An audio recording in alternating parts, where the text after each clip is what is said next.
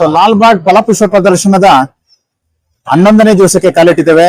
So ಇಂದು ಏನು ಒಂದು ಗಣರಾಜ್ಯೋತ್ಸವದ ದಿನ, ಸಾಕಷ್ಟು ಎಲ್ರಿಗೂ ಕೂಡ ರಜಾ ಇರೋದ್ರಿಂದ ಇವತ್ತು ಒಂದೇ ದಿವಸ 1 ಲಕ್ಷಕ್ಕೂ ಹೆಚ್ಚು ಜನ ವೀಕ್ಷಕರು, ಮಕ್ಕಳು, ವಿದ್ಯಾರ್ಥಿಗಳು ಅತಿ ಹೆಚ್ಚಿನ ಸಂಖ್ಯೆಯಲ್ಲಿ ಲಾಲ್ಬಾಗ್ ಪ್ರದರ್ಶನವನ್ನ ಏನು ಆದಿಕವಿ ಮಹರ್ಷಿ ವಾಲ್ಮೀಕಿ ಆಧಾರಿತ ಫಲಪುಷ್ಪ ಪ್ರದರ್ಶನವನ್ನ ನೋಡ್ಲಿಕ್ಕೆ ಬಹಳ ಉತ್ಸಾಹದಿಂದ, ಕೌತುಕದಿಂದ, ಆಸಕ್ತಿಯಿಂದ ಸಾಕಷ್ಟು ಸಂಖ್ಯೆಯಲ್ಲಿ ಏನು ಪ್ರವಾಸಿಗರು ಬಂದಿದ್ದಾರೆ.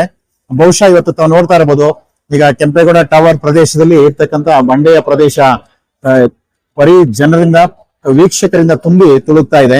ಅದೇ ರೀತಿ ಜೋಡಿ ರಸ್ತೆ, ಲಾಲ್ಬಾಗ್ಗೆ 4 ಪ್ರವೇಶ ದ್ವಾರಗಳಿದೆ.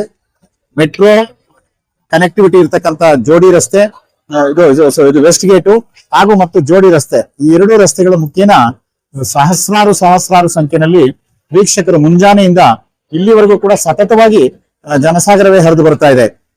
ಬಹುಶಃ ಪ್ರದರ್ಶನದ ಉದ್ದಕ್ಕೂ ಕೂಡ ಏನು ಒಂದು ಸ್ಪಂದನೆ ದೊರೀತಾ ಇತ್ತು. ಇವತ್ತು ಅತ್ಯುತ್ತಮವಾದಂತ ಸ್ಪಂದನೆ.